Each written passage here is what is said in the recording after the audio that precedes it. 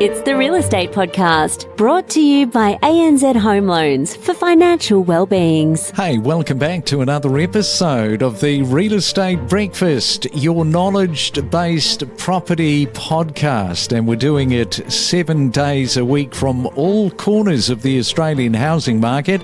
And you can hear us, as always, on iHeartRadio, Spotify, Apple Podcasts and Amazon.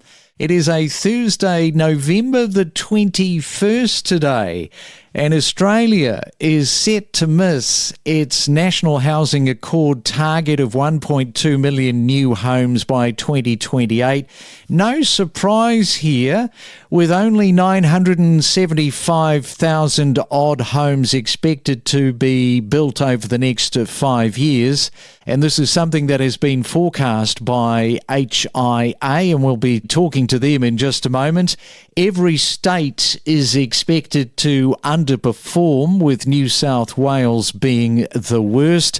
And part of the problem is infrastructure projects are diverting tradies needed for home construction, which is just contributing to this housing shortfall. So on that note, let's catch up on our Thursday morning with Matthew King. He is the senior economist at the Housing Industry Association. And good morning, Matthew.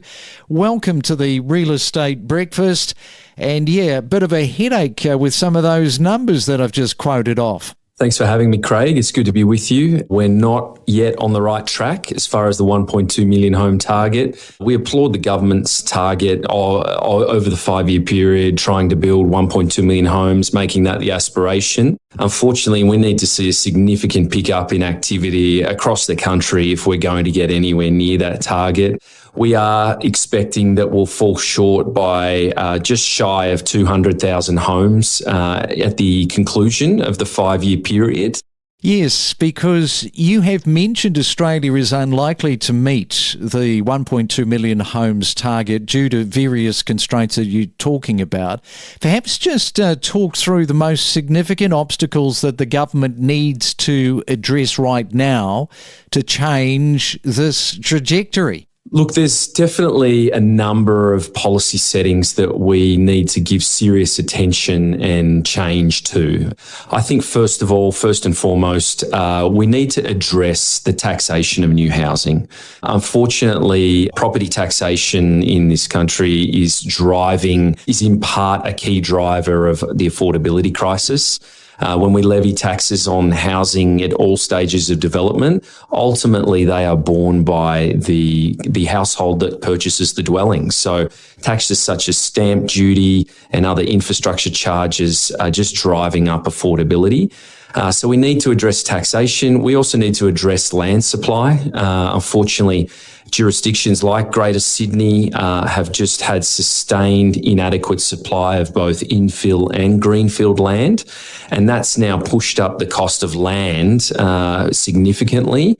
And so that's embedded in the cost of a home. And before even a concrete slab is laid, we're already tracking towards an expensive home.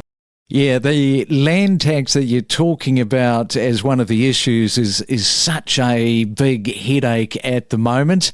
And with the shortage of 83,000 tradies to meet the housing demand, let's talk about some of the steps that can be taken to accelerate the supply of these skilled workers for the construction industry. Is it just about the training of more workers, or are there other critical solutions at play here? So you rightly identify that as per our research and our report, All Hands on Deck, that we're projecting that we need another 83,000 skilled trades workers over the 5-year period if we're going to achieve 1.2 million homes. So that's 83,000 new workers. Now, where are we going to get those from? Well, first and foremost, we need to start at home. We need to look here in Australia.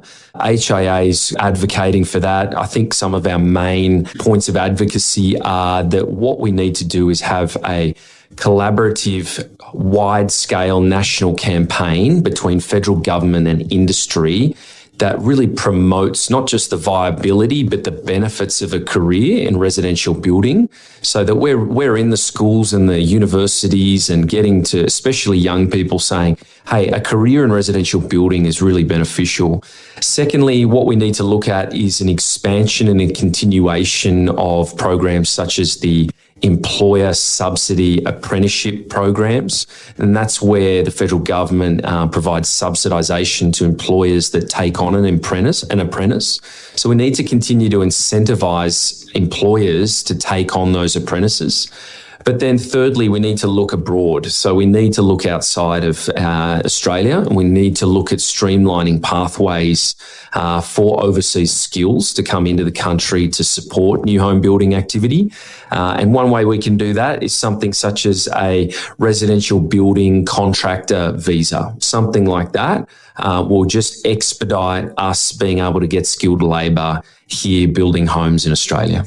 All right, we are talking to Matthew King. He is the senior economist at the Housing Industry Association. When we come back, we're going to have a look at the unit construction trends. We'll do that next. Every week we present so much real estate. Powerful, up-to-date news every morning from 6 a.m. Know your property with us on the Real Estate Podcast. Unconditional. That would be something that comes up all the time, wouldn't it, with first-time buyers? And they go, oh, really? It's an unconditional offer I'm making. Exactly, yeah. And if you are a first-home buyer, these are the things that catch out first home buyers, is purchasing before auction. If you purchase before auction, you can have a lot of different clauses in there, i.e. you've seen feasibility clauses in there, but at auction, you are saying, I'm taking this house as it sits for the price that I'm bidding at right now. And for a standard property purchase, is it possible to negotiate, some will ask, the deposit amount and other terms? You can negotiate every aspect of that purchase, anything from the settlement date as far as being 30 days, 40 days, 50 days. The deposit can be negotiated. So sometimes people don't have access to 10% deposit, 5% deposit, but they've got a lot of equity. From buying strategies, a fluctuating market, the importance of data, geographical differences, confidence in the market, rental yields. Stay informed every morning from 6 a.m. And it is a Real Estate Thursday. We are talking to Matthew. And Matthew, just before the break, you were talking about looking outside of the country,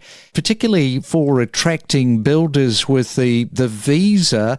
Can you just sort of drill down on that a little bit more in terms of how the carrot actually works? So at the moment, we only really have something like around 3,500 to 4,000 workers in Australia in the residential building industry that have come in on some sort of skilled construction visa.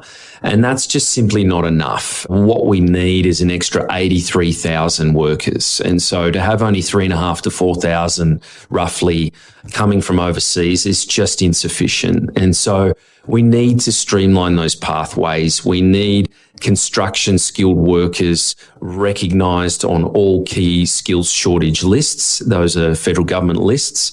And then we need to implement the appropriate visa categorisations for skilled workers in construction. They needed to be treated as critical skilled labour. So we need to streamline the pathways. We need to expand the applicable visas to overseas workers, and we need to make it not so complex. We need to make it more efficient. We need to expedite the process, and we need to keep the costs down. And that's going to be essential to supplement the apprentices that are coming through the system here in Australia. The more I hear, the more of a nightmare it all sounds. And you have highlighted how nation-building infrastructure projects are competing with the housing sector for workers. This is such a massive problem. So how should the government, do you think, balance these infrastructure projects, which are, we should point out, really important, but how should they balance it with the urgent need for the housing? So what we have is, as you point out, is an elevated public infrastructure pipeline. So there's something to the tune of $350 billion worth of non-residential and engineering construction projects that are either fully or partially government funded that are still currently in the pipeline. And so that's not something that HIA is, saying we shouldn't be doing. We're not saying that. What we're saying is we need to be acutely aware that those construction projects, both engineering construction and non-residential, are partially drawing from the same pool of workers that would be building homes in Australia. And so certain workers and certain skilled trades are flexible to move across the sectors. And so what we need to get about doing is we need to be attracting more people into residential building. And that's why we need things like, wide scale campaigns, supporting employers that are taking on apprentices, really getting into the institutions to encourage especially young people to take on a career in residential building. And then we need to get overseas skilled trades in here as quickly as possible. And we need it to be fast and low on the complexity and low on the cost. Otherwise, this elevated public infrastructure pipeline is going to really pull on skilled trades, and that is going to be a constraint on new home building. And we definitely will not get to 1.2 million homes over 5 years unless we start making some significant policy changes to expedite, the inflow of new workers into residential building. Yeah, so many things to think about. Just before I let you go, with the rising prices and more people sharing rental homes these days or moving into multi-generational living situations, do you think that this trend is likely to continue? And how is it going to shape Australia's housing landscape in the next 2-3 coming years? Yeah, it's a big subject. We've got different demographic factors at play here. We've obviously got certain cohorts of people that are, opting for more multi-generational housing. That can be particularly popular amongst certain migrants that come into the country. But equally, what's not understood is that some of those incoming students also like to live in more apartment style accommodation on their own. What's also happening right now, I think perhaps the biggest factor is obviously an aging of the population coupled with an increase in lone person households. That aging of the population and the increase in lone person households, that's actually causing a longer term trend of a decrease in household size. So while we've had a bit of aberration in the last year or two with COVID, generally we have a decreasing household size trend going on in Australia. We really need to get about picking up new home building activity. And so to come back to it, we really need to pull out all stops and reduce the impact of some of these key constraints: inadequate land supply, excessive taxation of new home building, providing the workers that the residential building industry needs. All right, it sounds like a very, very big undertaking, of course, and good luck there at the HIA. Matthew, thank you for coming on to the Real Estate Breakfast this morning, and enjoy your Thursday. Thanks very much for having me, Craig. From first-time home buyers to seasoned investors to breaking property news, discover the stories behind the real estate. We connect you to the best real estate information across Australia. The Real Estate Podcast.